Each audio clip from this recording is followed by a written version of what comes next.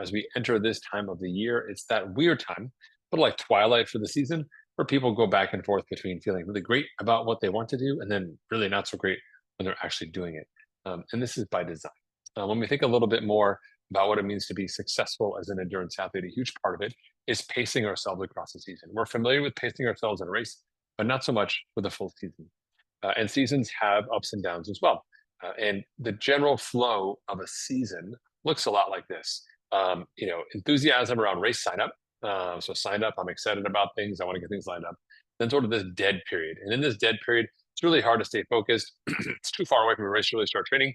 Maybe you're doing some other stuff, but you got kind of like a little 10% of your heart thinking about something else, not really what you're doing now, which is fine.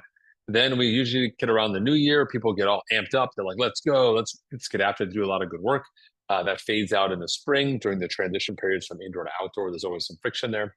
We finally find our groove on the outside and the outdoor weather, outside terrain, and we start getting into some early season races. And typically, after maybe one, maybe two false starts, depending on your experience, you're in a good rhythm, and that rhythm lasts about 6 to 8 weeks. So if you're starting in June here, like in New England, from like July and August, you're kind of humming on all cylinders. But then we get to September. September and October are still good months to race and good times to do work. But people have just done 2 months of good work following lots of ups and downs and the hard work and everything in the wintertime.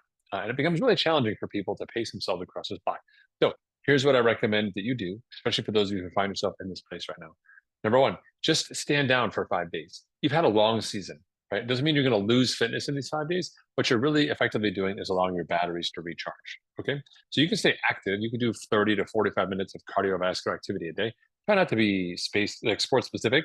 Not to go out and do your TT bike when you're just got off riding your TT bike last week. So walk, hike, get them up with a different challenge, right? Hey, I'm going to walk all the way around my town every day. I'm going to walk another, 5 miles or some version of that to circumnavigate my town, whatever that may be. Go back to the gym, lift some weights, do something different. Just get out of your normal routine. Above all else, make sure that you're sleeping and resting, because that sort of mental reset can happen a lot just simply by getting into a better sleep schedule. Okay. When you come out of this phase on the next weekend, you can kind of get back into your groove, but I do recommend that you stick to zone 1, zone 2 level workouts.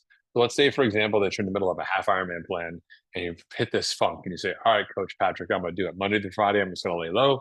And then Saturday, Sunday, I'm back. But do I just do my regularly scheduled workouts or not?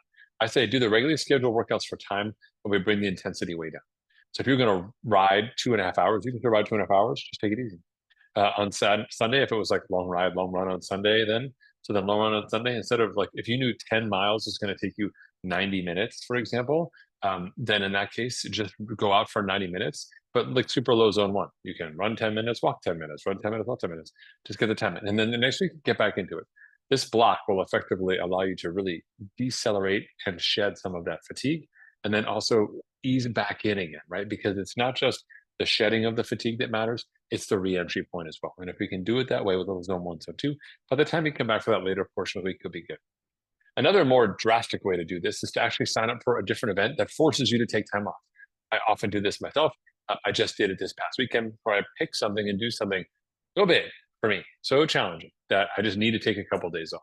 It's a way to sort of earn mentally permission to do what you should be doing anyway, which you don't really need permission for, which is to be smart and listen to your body. So don't eliminate the opportunity for late season growth simply by being greedy with your current training schedule, ignoring the warning signs, or not being willing to listen to your body. All three are really critical aspects of what it means to be successful. And inside Endurance Nation, we're always trying to get our athletes to think more about being smart with their bodies, smart with their schedules, and smart with their training.